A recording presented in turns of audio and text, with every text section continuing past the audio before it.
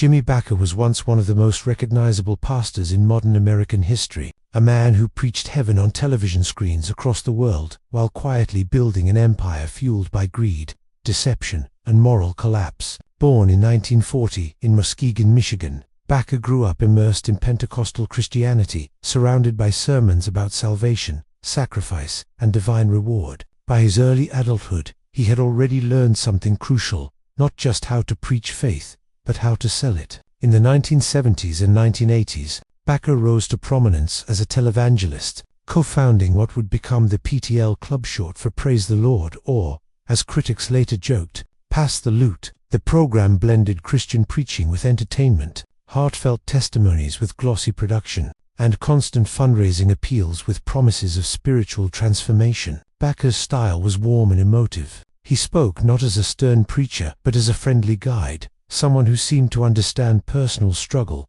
doubt, and hope. For millions of viewers, he felt trustworthy. Behind the broadcasts, Bakker and his wife Tammy Faye were constructing a sprawling religious commercial enterprise. The centerpiece was Heritage USA, a Christian theme park in South Carolina, marketed as a spiritual alternative to Disneyland. Supporters were told they were funding a holy refuge, a place for families to reconnect with God, away from the corruption of the secular world. Donations poured in from elderly pensioners, struggling families, and deeply faithful viewers who believed their money was serving God's mission. What many of them were never told was how that money was actually being used. Bakker's fundraising machine relied heavily on a program called Lifetime Partnerships. Viewers were promised lifetime lodging at Heritage USA in exchange for financial contributions. These promises were repeated relentlessly on air, framed as both an earthly blessing and a heavenly investment. In reality, Bakker sold far more partnerships than the facilities could ever accommodate.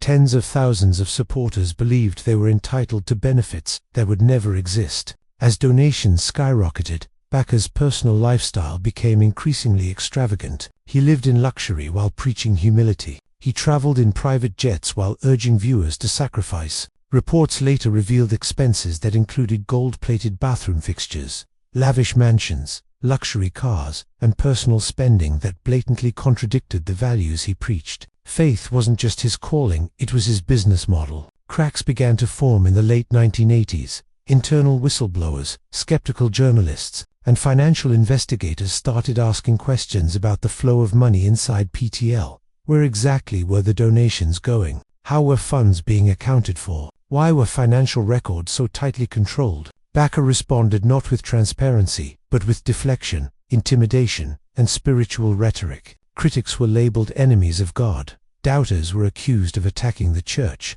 Then came the scandal that accelerated everything. In 1987, reports surfaced that Bakker had paid hush money to silence a former church secretary who accused him of sexual assault. The revelation stunned his audience. For many supporters, the pastor who preached righteousness had crossed not only a moral line, but a criminal one. Bakker initially confessed to an immoral relationship, framing it as a lapse for which God had forgiven him. But the damage was irreversible. As attention intensified, financial investigations uncovered the full scope of the fraud. Federal authorities found that PTL had become a vast scheme of financial deception. Millions of dollars in donations had been misused, misrepresented, and outright stolen. Bakker hadn't just failed spiritually, he had systematically exploited faith for personal gain. In 1989, Jimmy Bakker was indicted on multiple counts of wire fraud, mail fraud, and conspiracy. His trial became a media spectacle, watched closely by both religious communities and the general public.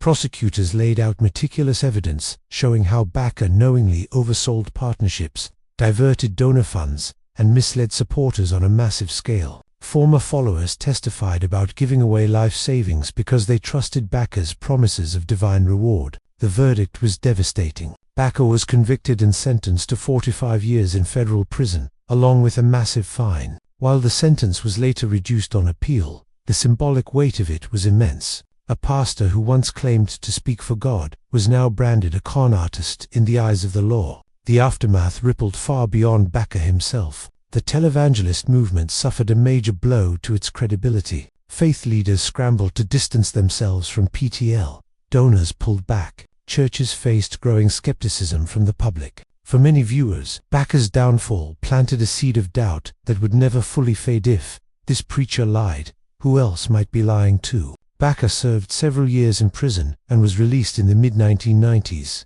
Remarkably, he returned to ministry once again, presenting himself as a humbled man, redeemed by suffering. To some followers, this was a story of forgiveness. To others, it was a final insult to a man who had already abused trust, asking for it once more. Victims of Bakker's deception were left with little closure. Many never recovered their lost savings. Elderly supporters found themselves financially devastated. Families who believed they were investing in God's work realized they had funded personal luxury and systemic fraud instead. Faith, once a source of comfort, had become a source of shame and betrayal. Jimmy Bakker's story is not just about one corrupt pastor. It's about what happens when belief is monetized, when charisma replaces accountability, and when religious authority is allowed to operate without oversight. He didn't steal in the shadows, he stole in plain sight, wrapped in scripture and broadcast to millions. The haunting question left behind is simple but unsettling. How many believers still confuse faith with trust in a personality?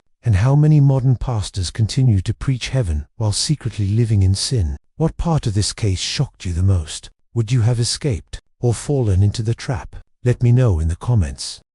Peter Ball spent decades standing at altars across England, dressed in clerical robes, speaking softly about humility, repentance, and the cleansing power of faith. To the outside world, he appeared gentle, almost fragile, a deeply spiritual man devoted to celibacy, prayer, and guiding lost souls toward God. But behind closed doors, Ball lived a double life, rooted not in holiness, but in manipulation, coercion, and sexual abuse carried out under the protection of religious authority. Born in 1932 in England, Peter Ball entered religious life young. He quickly developed a reputation as a man of intense spirituality. His sermons focused heavily on purity, self-denial, and the struggle against temptation. This message resonated strongly, especially among young men seeking direction, discipline, and spiritual meaning. Ball understood vulnerability and he understood how to exploit it. By the 1970s, Ball had climbed the ecclesiastical ladder,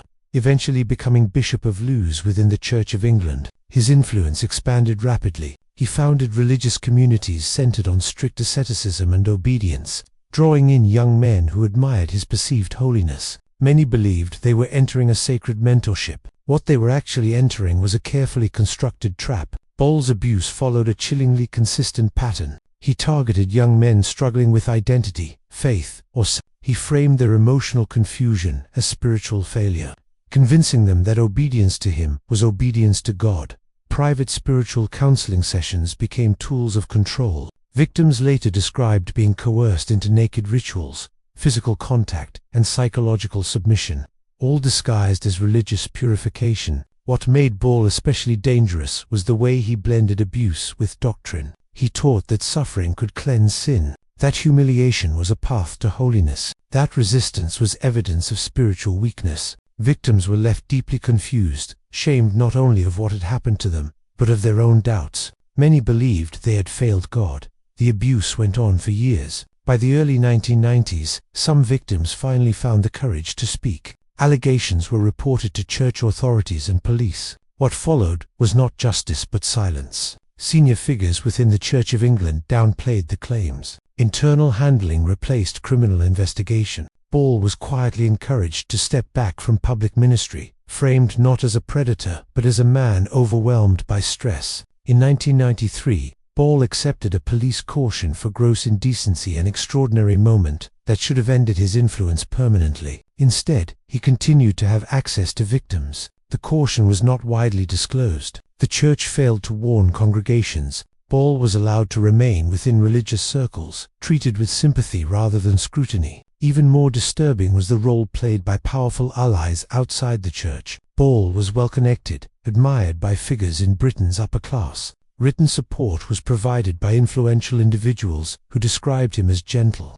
misunderstood, and spiritually valuable. Their words carried weight. Their intervention helped neutralize accountability. For years after the caution, Ball quietly continued to wield influence. Survivors struggled alone, many slipping into depression, addiction, and suicidal ideation. Some left religion entirely unable to separate faith from the abuse inflicted in God's name. Others tried to speak again but were ignored, dismissed, or re-traumatized by institutional indifference. It wasn't until the 2010s, amid growing public reckoning over sexual abuse in religious institutions, that Ball's case re-emerged. Investigative journalists and survivor advocates forced the Church of England to confront its past. The scale of the failure became impossible to deny. In 2015, more than 2 decades after the first allegations, Peter Ball finally stood trial. The courtroom painted a devastating picture: decades of abuse, countless victims, and systematic protection by those who should have defended the vulnerable.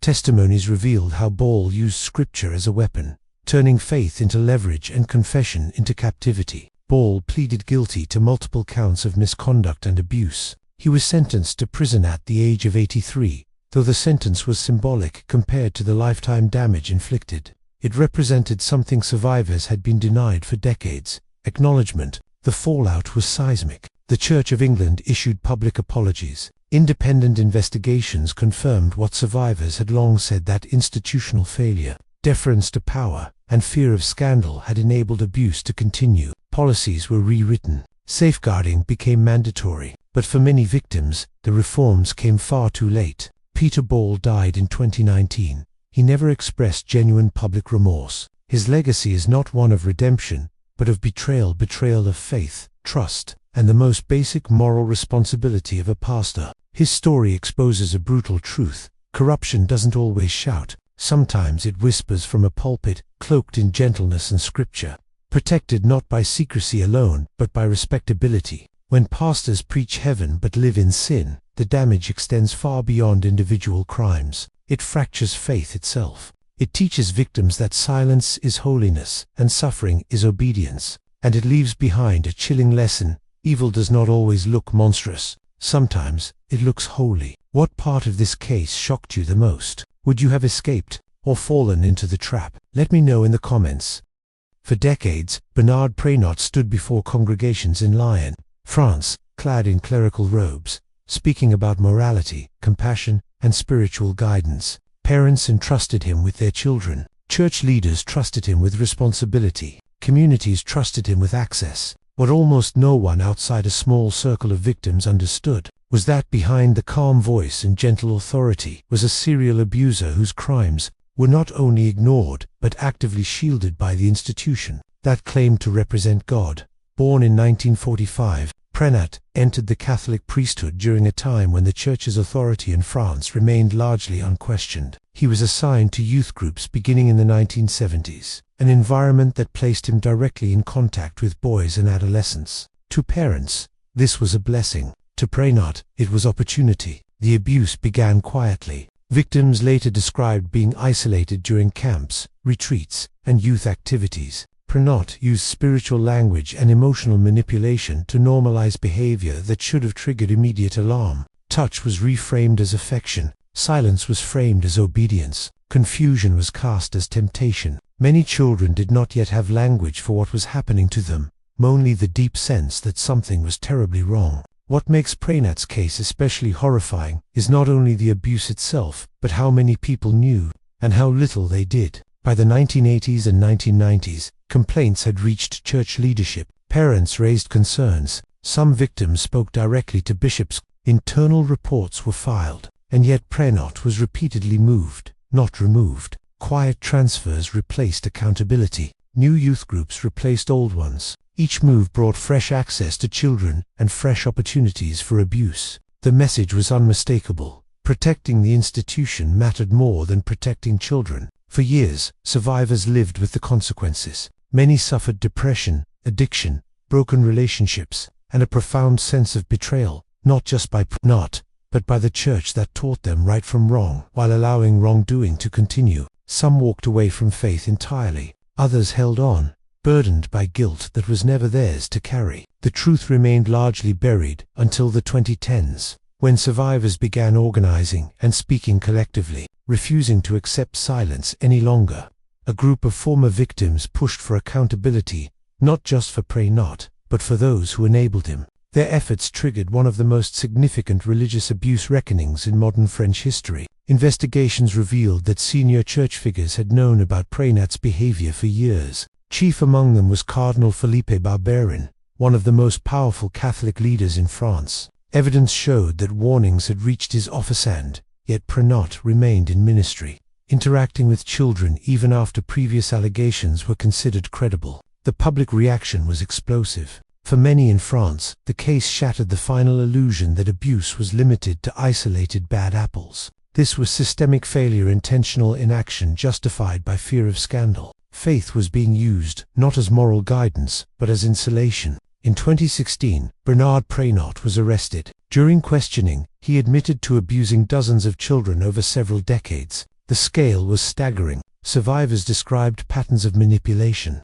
so consistent that investigators could map his behavior across years and locations. This wasn't momentary weakness, it was predation. In 2020, Preynat was convicted and sentenced to prison. For survivors, the verdict was both validation and devastation. Justice had finally arrived, but decades too late. Lives had already been shaped by trauma. Childhoods had already been stolen. The trials did not stop there. Cardinal Barbarin himself was charged with failing to report abuse. Though later acquitted on appeal, the proceedings forced unprecedented scrutiny on church leadership and sparked public outrage over accountability, power, and moral hypocrisy. For the first time in France, the question was not just whether abuse happened, but why it was allowed to continue. The aftermath rippled far beyond Lyon.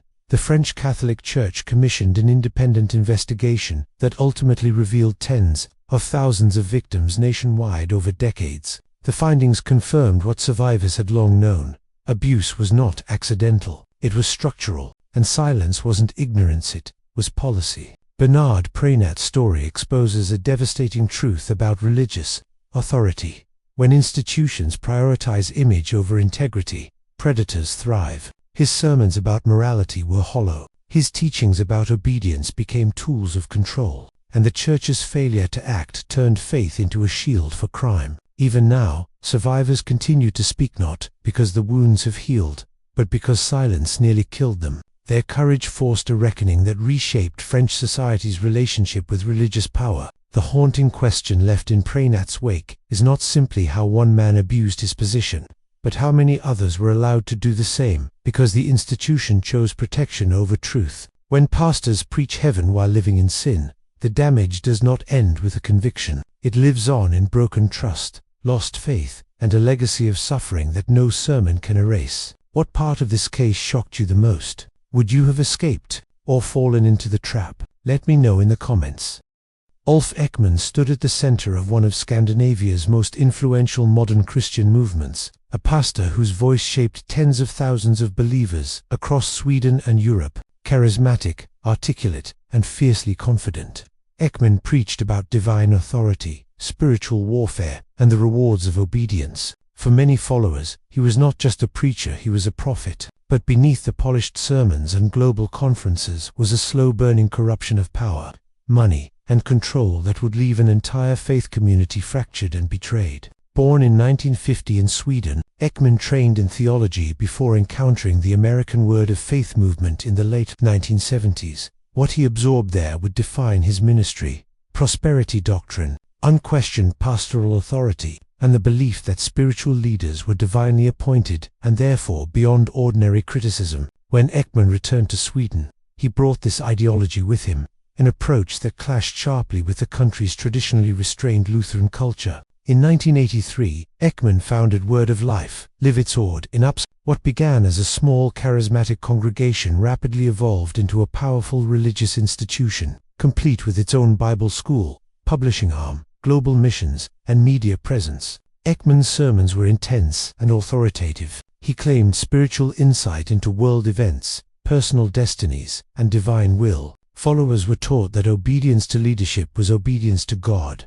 Money played a central role from the beginning. Congregants were encouraged, often pressured, to give generously, framed not just as charity but as spiritual investment. Financial sacrifice was linked to divine blessing. Doubt was framed as spiritual weakness. Former members later recalled being urged to take loans, donate inheritances, and prioritize church giving over personal stability. Ekman insisted that prosperity would follow faith. and that questioning the flow of money demonstrated distrust in God. Critics soon emerged, warning that Word of Life operated more like a corporation than a church. Financial transparency was limited. Leadership decision-making was centralized around Ekman and a small inner circle. Dissenters were marginalized, labeled rebellious, or accused of spiritual failure. Yet the movement continued to grow, attracting international attention and political connections. By the 1990s, Word of Life had become deeply entangled in global missionary work, including controversial operations in Eastern Europe and parts of the former Soviet Union.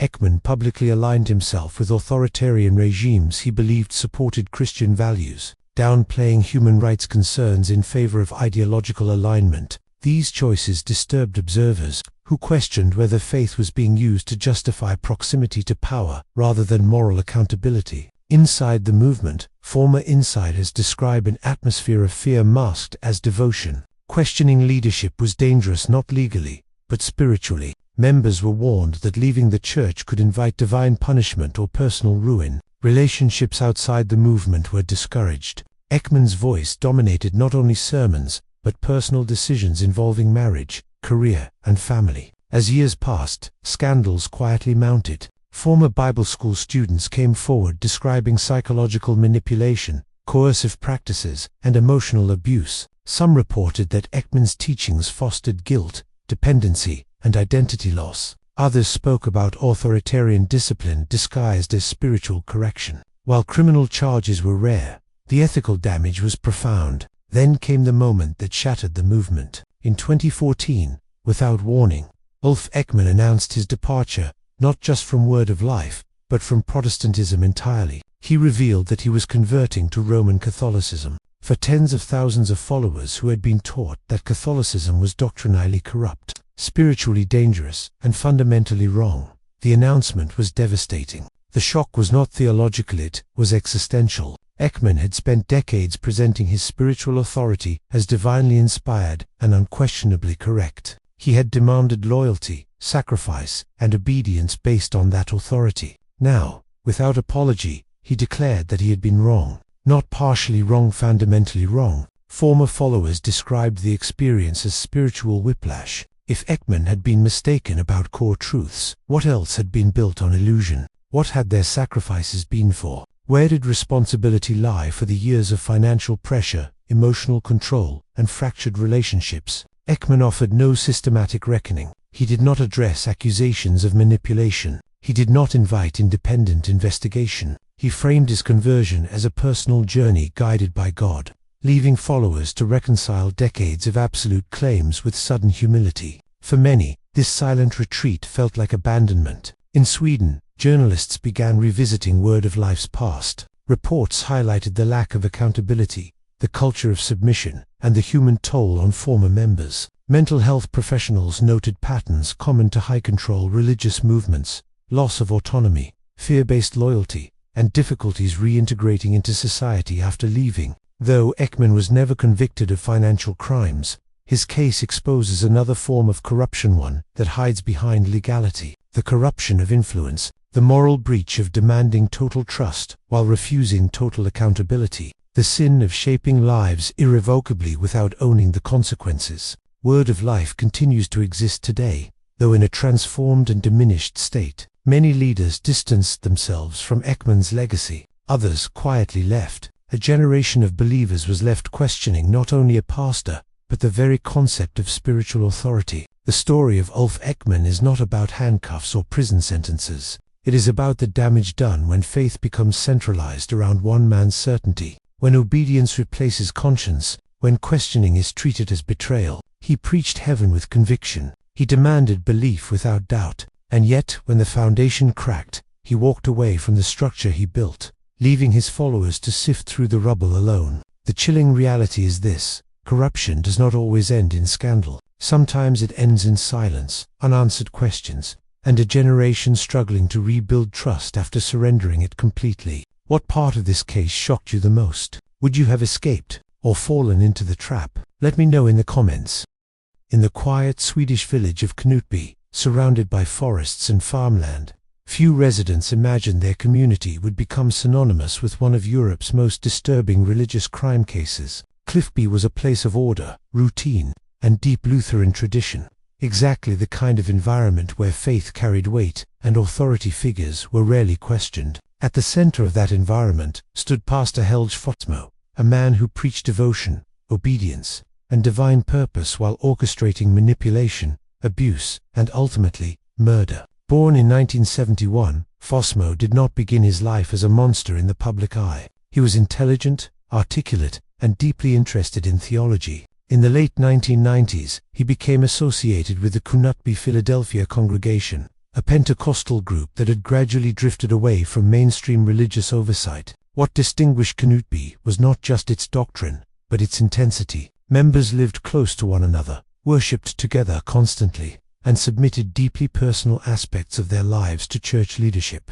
At the heart of Knutby's belief system was the idea that God communicated directly through chosen individuals. This belief became the gateway through which Fossmo would exercise absolute control. By the early 2000s, Fossmo had risen to become one of the congregation's most influential pastors. He positioned himself as spiritually enlightened, capable of interpreting divine will with clarity others lacked. Members were encouraged to trust him completely, to surrender doubt as a sign of humility. Questioning leadership was framed as rebellion, not against the church, but against God himself. This atmosphere of submission allowed Fossmo to begin a pattern of exploitation that went undetected for years. Privately, Fossmo engaged in multiple secret sexual relationships with women within the congregation, many of whom were emotionally vulnerable and spiritually dependent. He justified these relationships using scripture twisted into personal prophecy. Women were told their suffering was divinely ordained, that obedience, even when painful, would lead to spiritual growth. Guilt and fear were constant tools in his control. One of the most disturbing aspects of Fossmo's behavior was how he communicated. He used anonymous text messages claiming they were messages from God or angels to command and manipulate members. These messages urged obedience, justified suffering, and reinforced his authority. What recipients believed were divine instructions were, in reality, carefully crafted messages sent by Fossmo himself. The psychological damage was profound. Members began to experience constant anxiety, fear of divine punishment, and disconnection from their own moral instincts. Choices were no longer personal, they were spiritual tests administered by invisible authority. Fossmo had effectively inserted himself into the minds of his followers, reshaping their sense of reality. The situation escalated dramatically in January 2004. In Knutby, Alexandra Fossmo, Helge Fossmo's wife, was found shot dead in her home. Not long after, another woman was seriously wounded in a separate shooting. The community was thrown into panic. Violence of this kind was unprecedented. Initially, Fossmo appeared to be a grieving husband, devastated but faithful. Few suspected the truth. Police investigations soon unraveled a far darker story. The shooter was identified as Sarah Svensson, a young woman deeply embedded in the congregation, one of Fossmo's most manipulated followers. During interrogation, Svensson revealed that she believed God had commanded her to kill. Her actions, she insisted, were not her own will but divine obedience. As investigators dug deeper, they uncovered the horrifying mechanism behind those commands. The so-called messages from God were text messages sent by Helge Fossmo. He had groomed Svensson psychologically over years, breaking down her autonomy and filling the void with false divine narrative. Through constant reinforcement, emotional isolation, and religious manipulation, Fossmo convinced her that committing murder was an act of faith. Alexandra Fossmo's death was not random.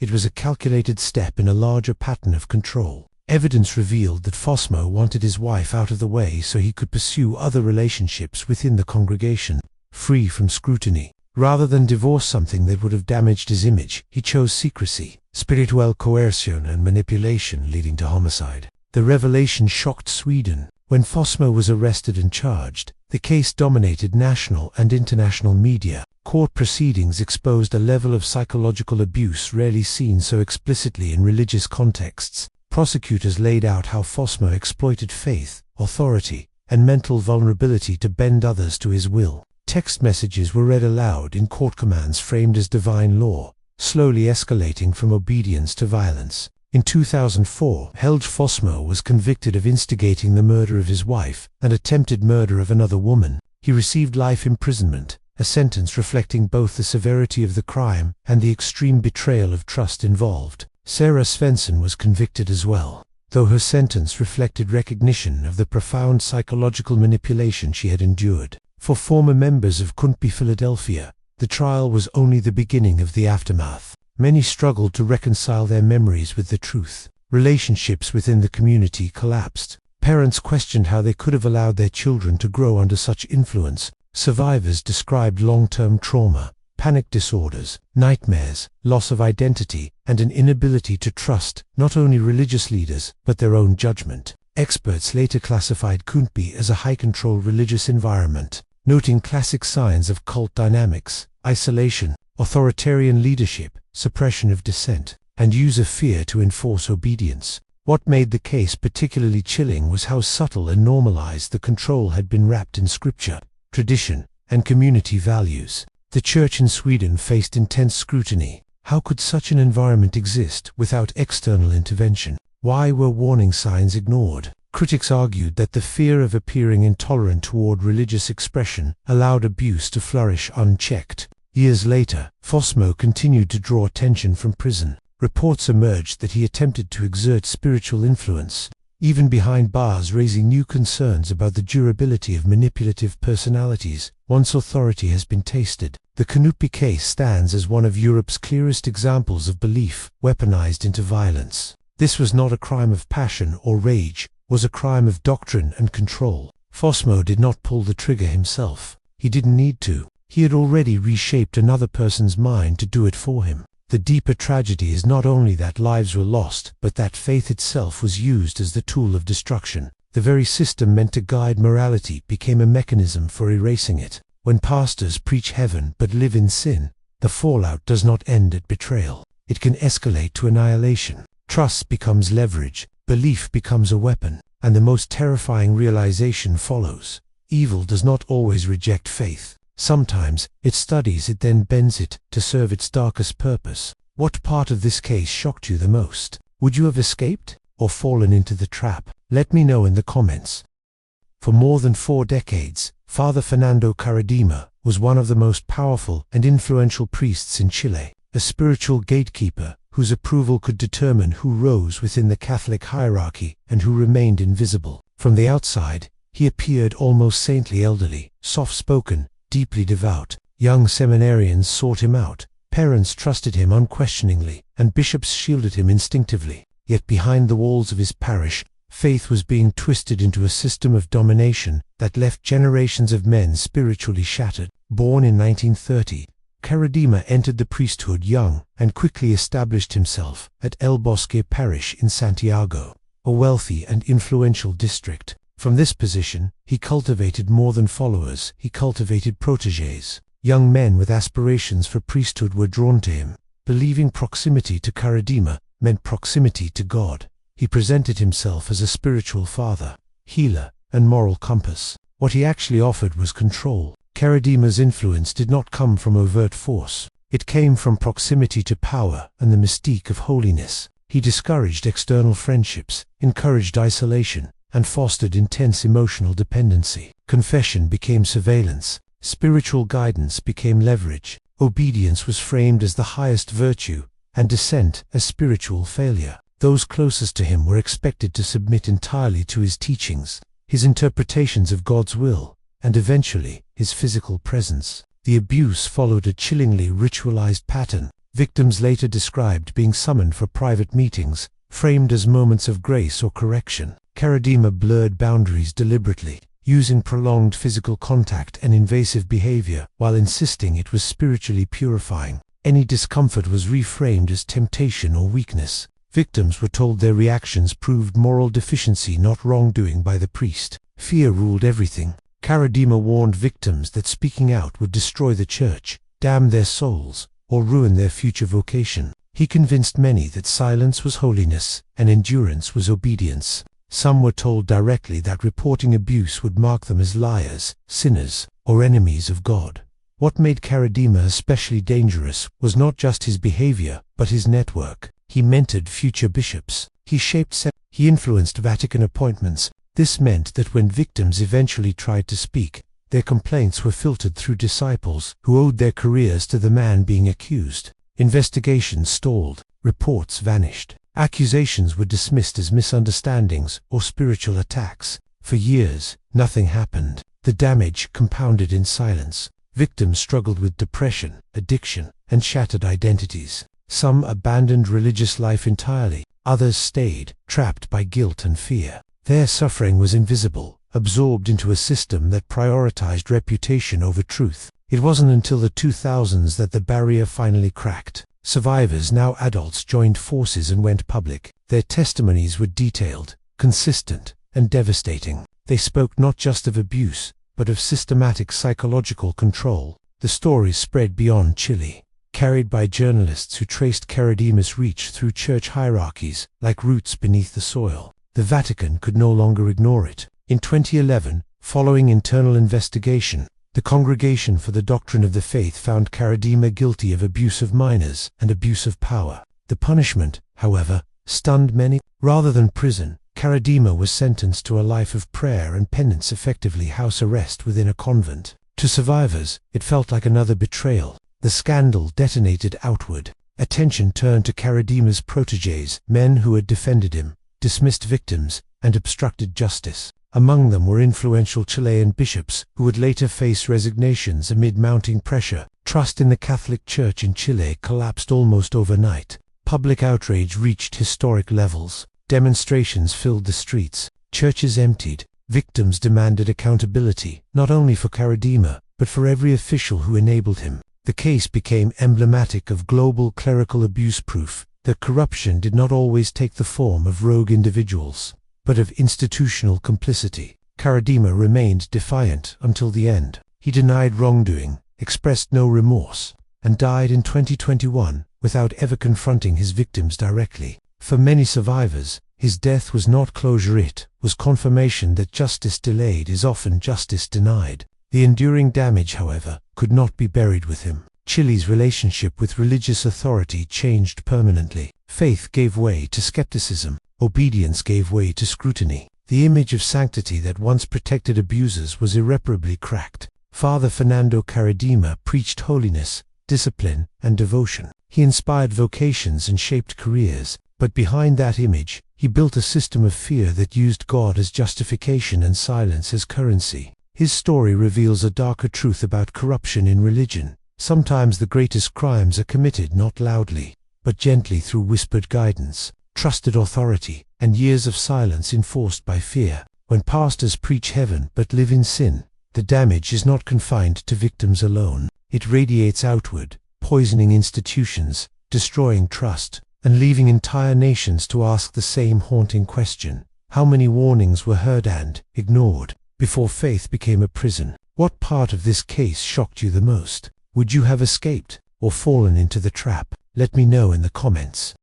Pastor Jerry Falwell Sr., a towering figure in American evangelicalism, became both a spiritual icon and a source of controversy, blurring the lines between faith, political influence, and personal gain. Born in 1933 in Lynchburg, Virginia, Falwell rose from modest beginnings to found the influential Thomas Road Baptist Church, eventually expanding his reach to national politics, television, and educational institutions. While many celebrated him as a devout leader, critics argued that his actions often prioritized personal influence and financial gain over spiritual guidance, raising ethical questions about the intersection of faith, power, and profit. Falwell's rise began with his charismatic preaching style. As a young minister, he combined traditional Baptist doctrine with passionate rhetoric that resonated deeply with congregants in Lynchburg and beyond. His sermons emphasized conservative social values, personal morality, and the moral responsibility of the faithful to shape society.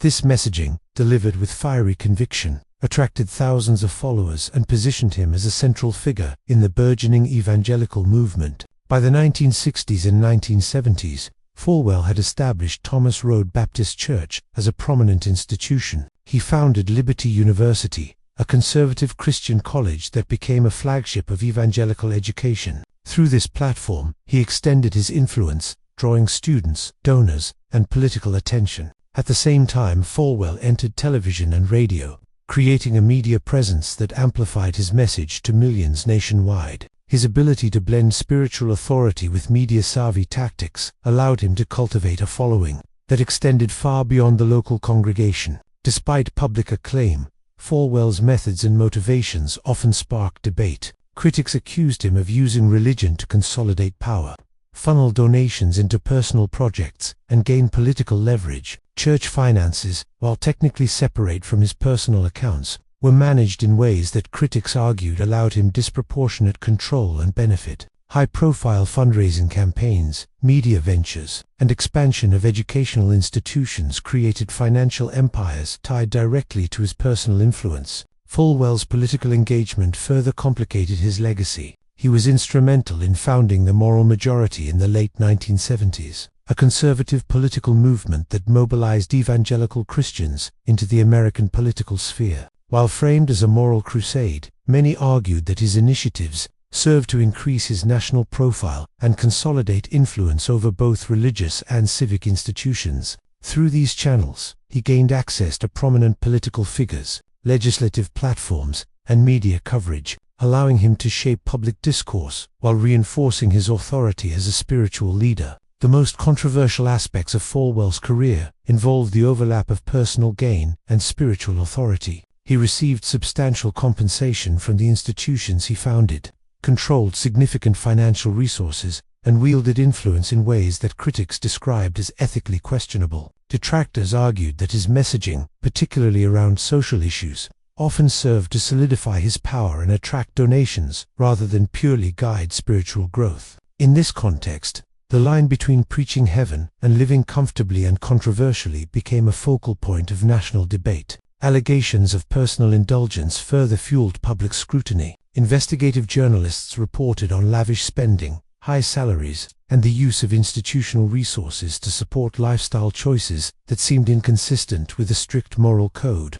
He preached, while Falwell defended these expenditures as necessary for institutional growth. The contrast between his rhetoric of sacrifice, humility, and spiritual discipline and the reality of his personal benefits raised questions about integrity and accountability. Legal and financial oversight of Falwell's enterprises, while generally compliant with U.S. law, was often criticized for lacking transparency. Liberty University's rapid growth, for example, relied heavily on donations, which critics argued were solicited through emotionally charged appeals that emphasized spiritual obligation and moral duty. Falwell's position as founder and leader gave him significant control over allocation and oversight, creating an environment where faith, money, and personal influence were deeply intertwined. The fallout from these controversies emerged both during his life and posthumously. Falwell's passing in 2007 sparked widespread reflection on his dual legacy. A man of profound influence and enduring spiritual leadership, yet also a figure whose actions blurred ethical lines and raised questions about the exploitation of religious authority. Scholars, theologians, and journalists continue to debate the implications of his career, particularly regarding the balance between personal benefit, spiritual guidance, and the responsibilities of public religious figures. Critics argue that Falwell's life illustrates the dangers inherent in concentrated spiritual authority. When a pastor accumulates vast influence over both faith and finances, the potential for exploitation, intentional or systemic, is, even in the absence of overt criminality, the impact on congregants, students, and the broader public can be profound. Individuals may be guided by faith into decisions that serve the leader's interests more than their own spiritual development, highlighting the ethical complexities of religious leadership intertwined with wealth and political power. Supporters of Falwell, however, emphasize his impact on evangelical education, moral advocacy, and civic engagement. They argue that his leadership fostered community cohesion, strengthened religious identity, and provided opportunities for millions to engage with faith-driven social initiatives. The tension between public benefit and private gain remains central to understanding his complex legacy, illustrating that leaders can simultaneously inspire and exploit, uplift, and manipulate. Even decades after his death, Falwell's story serves as a cautionary tale. His rise from humble beginnings to a national religious and political figure underscores the power of charisma, organization, and media savvy in shaping influence. Yet, it also reminds observers that authority can be wielded to serve both altruistic and self-serving ends. Communities, scholars, and religious institutions continue to grapple with questions arising from his life: how to balance influence with accountability, how to protect congregants from exploitation, and how to discern when spiritual guidance is being used as a tool for personal gain. For the broader American public, Falwell's legacy is both inspirational and unsettling. His ability to mobilize faith communities, create enduring institutions, and shape public discourse demonstrates remarkable leadership. Simultaneously, his personal enrichment, political maneuvering, and ethical controversies illustrate how religious authority can be manipulated when accountability is limited. In the end, the story of Jerry Falwell Sr. forces a difficult reflection. When a pastor preaches heaven but lives in comfort and influence, who truly benefits? And for those who trust, follow, and give, what is the cost of faith when morality and personal gain collide? What part of this case shocked you the most? Would you have escaped or fallen into the trap? Let me know in the comments. Pastor Robert Tilton, once one of the most prominent figures in American televangelism, became infamous for his extravagant lifestyle, manipulative fundraising tactics, and exploitation of the faithful. Born in 1946 in Louisville, Texas, Tilton grew up in modest circumstances, demonstrating an early aptitude for persuasion, public speaking, and leadership. These traits served him well as he entered ministry, eventually leading him to television, where his blend of charismatic preaching and entrepreneurial savvy would earn him millions and controversy. Tilton's ministry, Success and Life Church, gained traction in the 1970s and 1980s by broadcasting sermons and faith-based programs to a national audience. Unlike traditional pastoral approaches, Tilton emphasized prosperity theology, the belief that faith, devotion, and generous donations would be rewarded with material blessings. He combined fiery sermons with elaborate television production, creating an immersive spiritual experience designed to captivate viewers and inspire financial contributions. Central to Tilton's approach was a direct appeal to the faithful. Viewers were encouraged to send donations via mail, often with the promise that their generosity would be multiplied through divine blessing. These appeals were emotionally charged, with Tilton framing contributions as a tangible expression of faith that could transform lives. The method proved extraordinarily effective. Millions of Americans sent money to his ministry, ranging from small donations to life savings, trusting that their faith would be reciprocated in blessings and miracles. By the mid-1980s, Tilton had amassed substantial wealth, purchasing luxury homes, expensive vehicles, and high-end equipment for his television productions. The outward appearance of prosperity reinforced his message of divine reward, creating a feedback loop where financial success became both proof of faith and a tool to encourage further donations. Congregants and viewers saw Tilton as a conduit to God's favor, a figure whose material success was evidence of spiritual authority.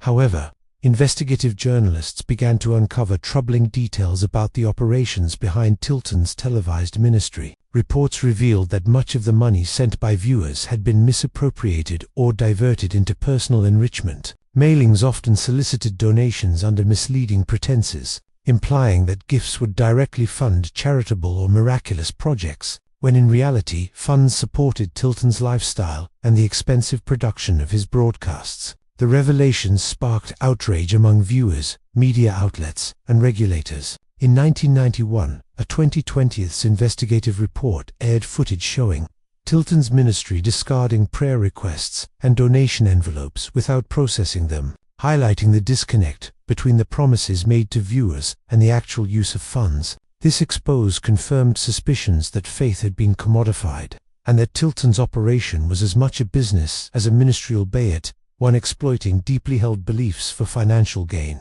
Legal investigations followed, including inquiries by the Federal Trade Commission and the Internal Revenue Service. While Tilton avoided criminal prosecution in most instances, he faced lawsuits, fines, and civil penalties. The controversies tarnished his reputation, diminished public trust, and resulted in a dramatic reduction in the financial support his ministry received. Yet, despite these setbacks, Tilton continued to preach, maintain a television presence, and rebuild aspects of his ministry, demonstrating both resilience and the enduring appeal of charismatic religious figures. The psychological impact on his followers was profound. Many described feelings of betrayal, confusion, and disillusionment after realizing that the promises of divine reward had been used to justify material exploitation. Devotees who had contributed generously often faced financial hardship, compounding emotional trauma with tangible losses. Scholars of religious manipulation cite Tilton as a clear example of how authority, charisma, and the perceived moral legitimacy of religious leaders can be leveraged to exploit trust.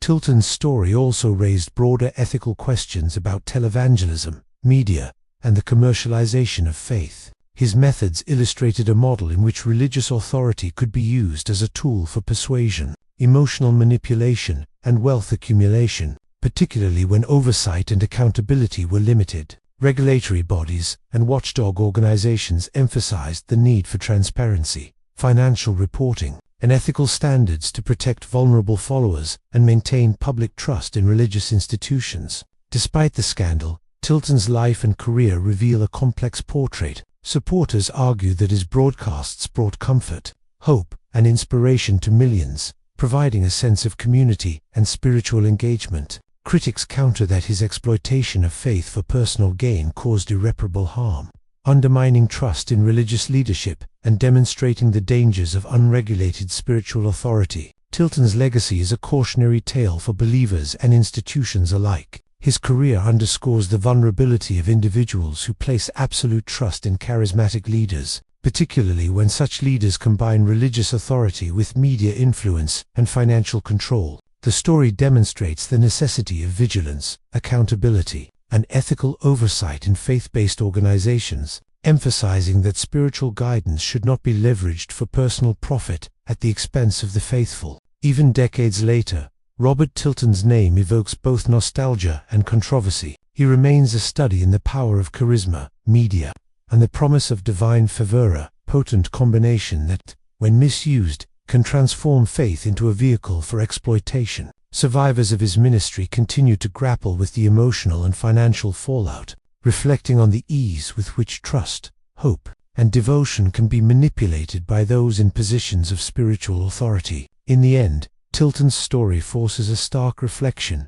When a pastor preaches heaven but turns prayer into profit, who truly benefits and who pays the cost? The enduring lesson is clear. Even the most sincere-seeming spiritual guidance can hide motives that exploit the faithful, leaving lasting scars on individuals and communities alike. What part of this case shocked you the most? Would you have escaped or fallen into the trap? Let me know in the comments.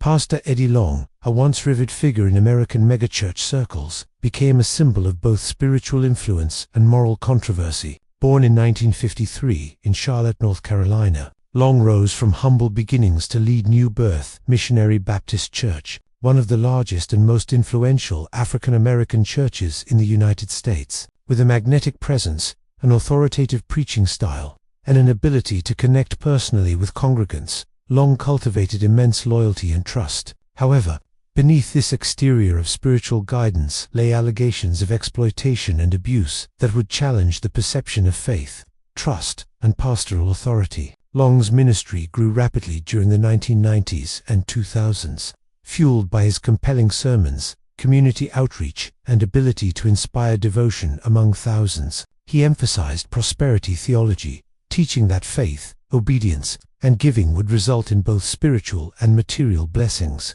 The message resonated deeply with congregants, many of whom sought hope, direction, and stability amid socio-economic challenges. Long's charisma and personal attention to members, combined with high-energy worship services, fostered an environment where he was both admired and regarded as infallible. By the mid-2000s, New Birth Missionary Baptist Church had grown into a sprawling institution, boasting tens of thousands of members, multiple campuses, and substantial financial resources. Long leveraged this influence to extend his reach beyond the local congregation, engaging in media appearances, publishing books, and hosting televised sermons. His public persona was that of a devoted pastor, a community leader, and a moral guide whose life exemplified the values he preached. However, in 2010, Long's carefully cultivated image was shattered by a series of lawsuits filed by young men alleging sexual misconduct, coercion, and abuse of authority. The plaintiffs, many of whom were members or former members of the church's youth and leadership programs,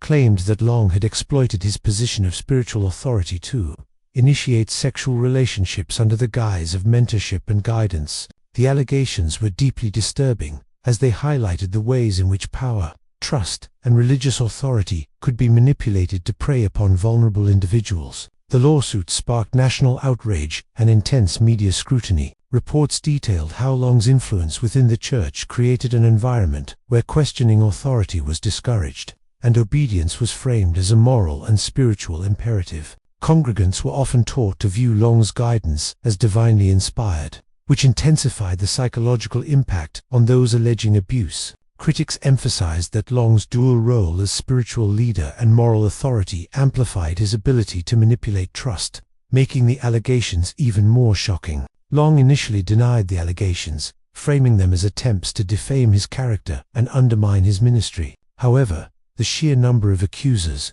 combined with corroborating details and investigative reporting, painted a disturbing picture of systemic abuse. The lawsuits were eventually settled out of court for undisclosed amounts, leaving Long facing public condemnation, damaged credibility, and lasting questions about accountability in megachurch settings. The impact on New Birth Missionary Baptist Church and its congregation was profound. Members experienced disillusionment, anger, and betrayal, struggling to reconcile the pastor they had admired with the allegations of abuse. Long's personal charisma, combined with his institutional authority, had fostered deep trust, making the revelations of misconduct all the more painful. Psychologists studying the case emphasized the long-term emotional consequences for congregants, including feelings of guilt, complicity, and shaken faith, beyond the immediate legal and emotional fallout. Long's case sparked broader discussions about oversight, accountability, and the structure of megachurch leadership. Scholars and religious ethicists highlighted the dangers of concentrated authority in large congregations, where the pastor's word is often considered unquestionable and institutional checks are weak or informal. The case prompted calls for stronger governance, independent auditing, and formalized reporting channels to protect congregants from abuse of power. The Long scandal also prompted conversations about the intersection of prosperity theology, charisma, and exploitation. By linking material success and spiritual obedience, leaders could foster environments where questioning authority seemed incompatible with faith. Congregants eager to achieve spiritual and material blessings might overlook or rationalize unethical behavior, highlighting the psychological mechanisms that can facilitate abuse within religious institutions. Despite the scandal, Eddie Long continued to maintain influence within certain circles until his death in 2017, while some congregants remained loyal. Citing his prior contributions to their spiritual lives, others distanced themselves, reflecting on the betrayal of trust and the ethical failures exposed by the lawsuits. Long's story serves as a cautionary tale about the vulnerability of faith communities to the misuse of authority and the enduring consequences of spiritual exploitation. The legacy of Eddie Long underscores a central tension in religious leadership. The power to inspire and guide can also be weaponized to exploit and manipulate. His life illustrates how charisma, institutional authority, and perceived moral infallibility can create a dangerous environment for the vulnerable. For survivors, families, and observers, the case offers lessons about vigilance, accountability, and the critical importance of separating personal authority from spiritual influence. Even years after the lawsuits and public scandal, Long's story resonates as a reminder that spiritual leadership carries immense responsibility. When that responsibility is abused, the emotional, psychological, and societal costs are staggering. Communities must balance respect for authority with critical oversight, ensuring that trust is never weaponized for personal gain or gratification. In the end, Pastor Eddie Long's life and ministry challenged the simplest assumptions about faith and morality. He preached salvation, guidance, and divine favor. Yet the allegations and legal settlements reveal a darker reality where trust was manipulated, authority was abused, and faith became a tool for personal exploitation. His story leaves an indelible mark on American religious life, a somber reflection on how those entrusted with spiritual guidance can profoundly betray the very people they claim to serve. What part of this case shocked you the most? Would you have escaped or fallen into the trap? Let me know in the comments. The stories you've seen today reveal a chilling reality behind the sermons, the smiles, and the promises of salvation. Some pastors exploited faith for wealth, power, and personal gratification. From charismatic megachurch leaders to televangelists with national followings, these individuals manipulated trust, preyed on vulnerability, and left communities grappling with betrayal and disillusionment. Faith is sacred, but when authority is abused, the consequences are real, lasting, and devastating. Subscribe to explore more deep investigations into the hidden truths behind those who claim to lead with morality but act with deception. Like this video if these stories opened your eyes to the dark intersections of faith and power, and share to ensure others are aware of the warning signs and lessons these cases provide. Because when trust is weaponized, vigilance becomes a responsibility, and knowing the truth is the first step toward protecting yourself and your community from those who preach heaven but live in sin.